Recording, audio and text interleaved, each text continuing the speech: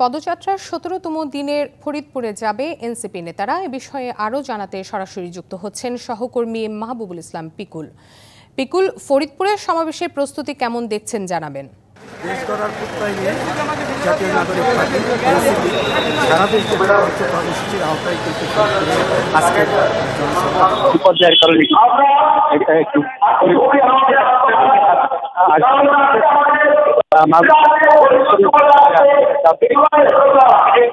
সমাবেশে কিন্তু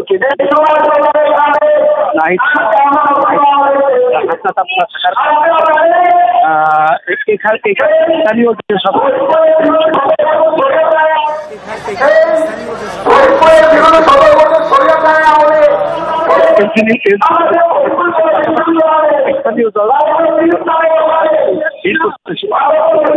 যেখানে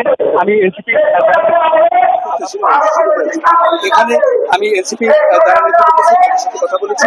তারা আমাকে বলেছেন যে তারা ইতিমধ্যেই কিন্তু সমাবেশ তারা শুরু করেছেন। কিছুক্ষণের মধ্যেই কেন্দ্রীয় এখানে আসবেন। তারা শেষে তাদের পার্টি উদ্বোধন করে তারপরে তারা